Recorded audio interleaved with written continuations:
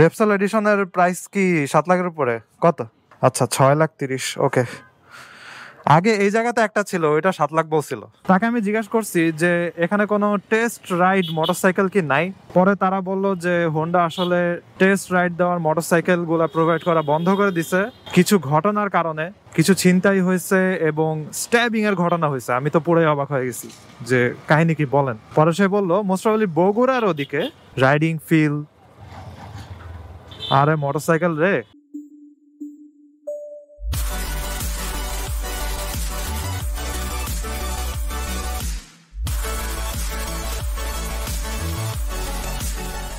এই what is going on?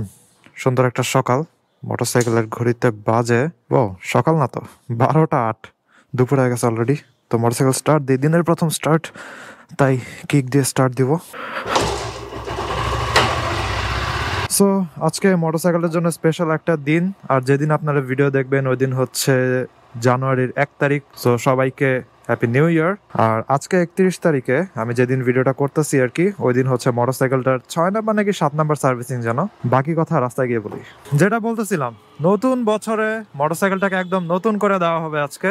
এবং মোটরসাইকেলটার I guess 6 number নাকি 7 নাম্বার সার্ভিস। আমার কাউন্ট আসলে ট্র্যাক করা নাই, এবং নেক্সট ডেট কবে ওইটাও আমার ট্র্যাক করা ছিল না। শোরুম থেকেই হচ্ছে আব্বুকে তারা কল দিছে, কল দিয়ে বলছে 31 তারিখে কিন্তু ডেট আছে, মোটরসাইকেল পাঠায় দিয়েন। তো আমার কাছে এই জিনিসটা অনেক ভালো লাগে যে 2 বছর হয়ে গেল মোটরসাইকেলটা তাদের থেকে আমি কিনছি, কিন্তু এখনো তারা কল দিয়ে খোঁজ খবর নেয়। সার্ভিসিং এর ডেট আসলে তারা আব্বুকে কল দেয়, কারণ আব্বুর নাম্বার হচ্ছে তাদের শোরুমে দেওয়া আছে। একটা ভালো কাস্টমার সার্ভিসের এক্সাম্পল। তারা চাইলে এরকম করতে পারতো, মোটরসাইকেল সেল করে দিছি শেষ, এবার সার্ভিসের ডেট তো লেখাই আছে, ইউজার সার্ভিস নিলে নিবে নাইলে নাই, আমাদের আর কিছু করার নাই। চাইলে তারা এরকমও করতে পারতো, কিন্তু তারা প্রত্যেক সার্ভিসিং এর ডেট আসলেই হচ্ছে কল দেয়। হোন্ডা এর অন্যান্য শোরুমে এই কাজ করে নাকি আই ডোন্ট নো, কিন্তু মোহাম্মদপুরের শোরুমে আমি আসলে অনেক ভালো ব্যবহার পাইছি, ভালো সার্ভিসও পাইছি, এবং আমার জিনিসটা খুবই ভালো লাগে। এই জন্য এখানে আমার বারবার আসা হয়।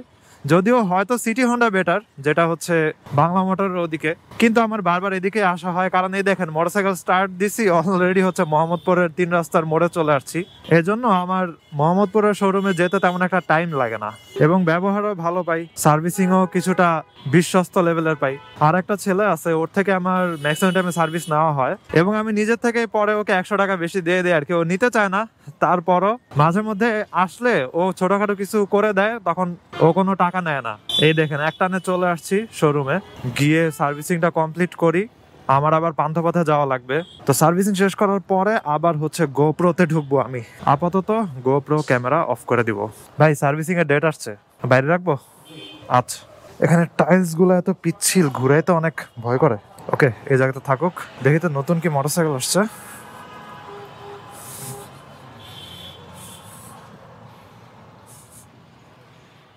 কি অবস্থা ভাই, ভালো আছেন?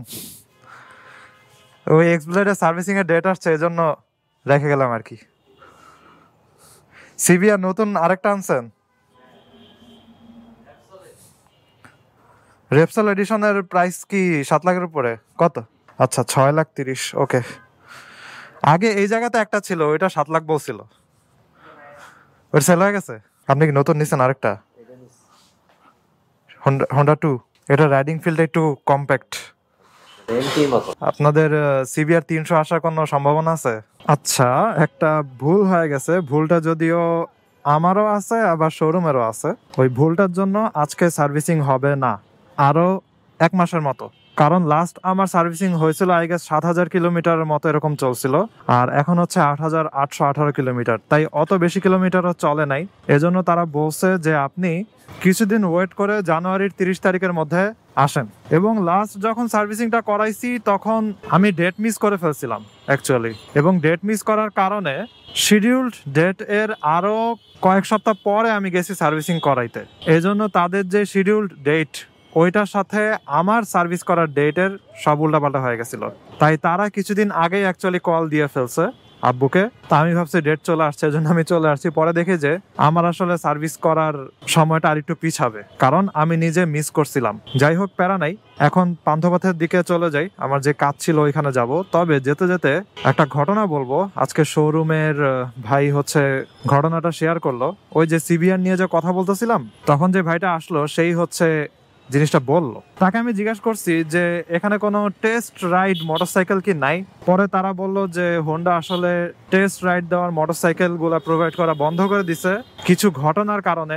কিছু ছিনতাই হয়েছে এবং স্ট্যাবিং এর ঘটনা হয়েছে। আমি তো পুরোই অবাক হয়ে গেছি যে কাহিনী কি বলেন। পরে সে বললো মোস্ট প্রবাবলি বগুড়ার ওদিকে টেস্ট রাইড মোটরসাইকেল নিয়ে হচ্ছে ওই লোক চালাইতেছে এবং সাথে হচ্ছে একজন লোক তো দেওয়াই লাগে, সো সাথে একটা ছেলেকে দিছে।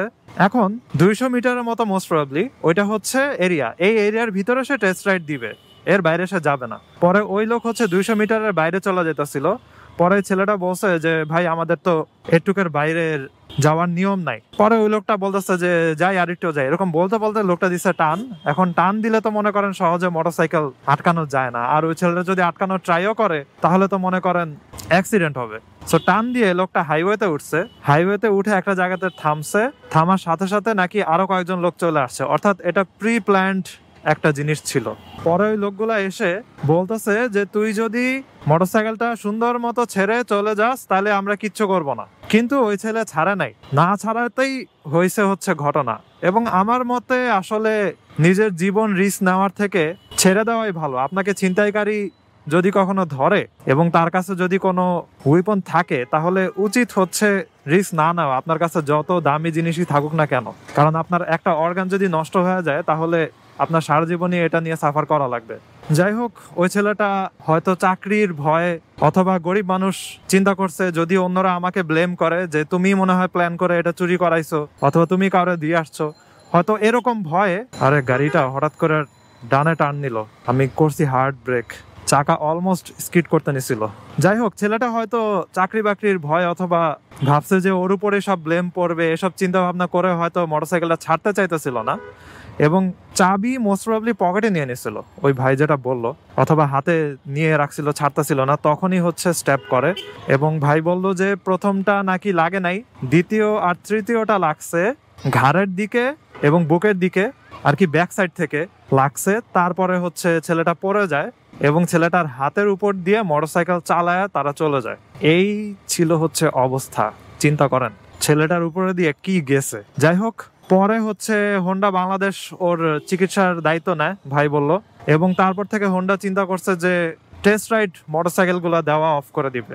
ঢাকার দিকে শোরুম গুলাতেও মোস্ট প্রবাবলি নাই। মোহাম্মদপুর শোরুমে আমি জিজ্ঞাসা করলাম, তারা বললো যে টেস্ট রাইড মোটরসাইকেল আর দেয় না। সিটি হোন্ডাতে আছে নাকি আই ডোন্ট নো। মসজিদে আজান দিতেছে, একটু পরে কথা বলি। এই জন্যই আসলে মনে করেন মোটর ব্লগারদের শোরুম থেকে মোটরসাইকেল নিয়ে চালানোর কোনো ভিডিও এখন তেমন দেখা যায় না।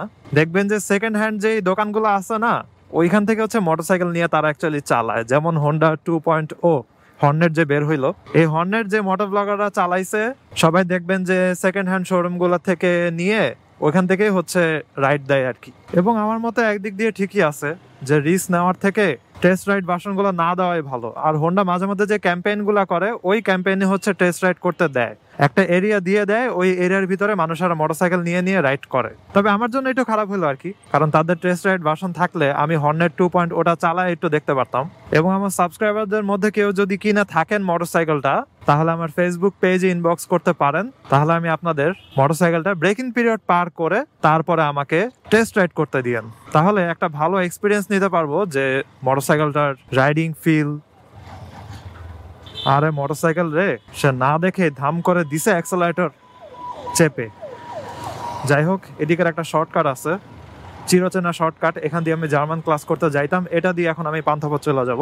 ভাবছিলাম আজকে আমি আপনাদেরকে 7 নাম্বার অথবা 6 নাম্বার সার্ভিসিং এর এক্সপিরিয়েন্সটা শেয়ার করব এবং কোনো প্রবলেম পাইলাম নাকি ওগুলো দেখাবো, কিন্তু আসলে সার্ভিসিং বলা যায় আরো 1-2 সপ্তাহ পরে আমি যাব, গিয়ে তারপরে করায় ফেলবো। যেটা বলতেছিলাম, হর্নেট 2 এইটার রাইডিং ফিল নিয়ে হচ্ছে শোরুমে যে আমাকে ঘটনাটা আজকে বললো, সে বললো যে তারই হচ্ছে এক্সব্লেড ছিল, এক্সব্লেড এবিএস ভার্সনটা ছিল, পরে হচ্ছে সে চেঞ্জ করে ওই হর্নেট 2.0টা নেয়। পরে সে বললো যে এটা রাইডিংটা অনেকটা MT-15 এর মতো আর কি, একেবারে একটা কম্প্যাক্ট ফিল, কারণ সবকিছু একদম কাছাকাছি। আর আপনার মনে হবে যেন আপনি পুরো মোটরসাইকেলটাকে পা দিয়ে হ্যাক করে রাখছেন এবং হচ্ছে একদম কম্প্যাক্ট সবকিছু। সো অনেক কম্প্যাক্ট ফিল মোটরসাইকেলে থাকলে যে সুবিধাটা হয় ওটা হচ্ছে আপনার কর্নারিং টর্নারিং এভরিথিং এ আপনি অনেক ভালো কনফিডেন্স পাবেন। এবং মোটরসাইকেল কাট করতে এরকম এরকম এরকম করতে আপনার কোনো সমস্যা হবে না। এবং অনেক সময় আমাদের এই জিনিসগুলো করার দরকার হয়, মনে করেন ওভারটেকিংয়ের সময় অথবা হঠাৎ করে সামনে কিছু চলে আসলে আপনার ইনস্ট্যান্ট হচ্ছে একটু কাত হওয়া লাগে, যদিও বেশি কাত হলে আপনি স্কিড করে পড়ে যাবেন। এজন্য ম্যাক্সিমাম মানুষের যেটা করার ট্রাই করে যে যদি কিছু করার না থাকে তাহলে একদম সোজা চলে যাওয়া, কারণ কাত হইতে নিলে পড়ে যাবে। সো ওদিক দিয়ে আবার কম্প্যাক্ট টাইপের মোটরসাইকেলগুলো অনেক জোস হয়, কারণ নেকেড ভার্সন মোটরসাইকেলগুলো যেগুলো একটু সবকিছু ক্লোজ হয়, কম্প্যাক্ট হয়, তখন আপনার কাছে ওগুলো চালাইতে দারুণ লাগে। আমি দেখছি এই জিনিসটা। যেমন আমি একটু লম্বা হওয়ার কারণে 5'11", এই কারণে হচ্ছে এক্স ব্লেড চালাইতে হচ্ছে আমার কিছুটা এরকম লাগে, মনে হয় যেন হাতের কাছেই একদম এভরিথিং। আর বেশি কম্প্যাক্ট হলে স্লোলি রাইড করার সময় আপনার মোটরসাইকেলটাকে বেশি হ্যাভি লাগবে না। যাই হোক, আজকে ভিডিওতে জাস্ট হচ্ছে এই জিনিসটা শেয়ার করলাম, যে জিনিসটা আমি আগে নিজেও জানতাম না। আগে হোন্ডার শোরুমে আসলে দেখা যাইতো যে দুই একটা মোটরসাইকেল আছে যেগুলো লেখা থাকতো যে টেস্ট রাইড করার জন্য, কিন্তু এখন আর ওই টাইপের মোটরসাইকেলগুলো পাই না কেন। ফাইনালি বুঝতে পারলাম এসব ঘটনাগুলোর কারণেই তারা অফ করে দিছে। যাই হোক, এই চিপা শর্টকাট দিয়ে আমি এখন বের হয়ে যাব পান্থপথে। অনেকদিন পরে এই শর্টকাটটা ইউজ করতেছি, কারণ পান্থপথের দিকে আমার কাজ থাকার পরও ওই যে ভাইয়া ভাবির বিদেশ যাওয়া নিয়ে ব্যস্ততার কারণে এই সাইডে আসাই হয় নাই। তো এখন আবার মাঝে মধ্যে আসা লাগবে আমার। এই যে বের হয়ে গেলাম হচ্ছে মেইন রোডে। ওকে, তাহলে আজকের ভিডিওটা এখানে শেষ করি। I hope you guys like this video, and if you're watching for the first time, you can kindly subscribe. তো see you in the next one. ভালো থাকেন, সাবধানে রাইড করেন, টাটা।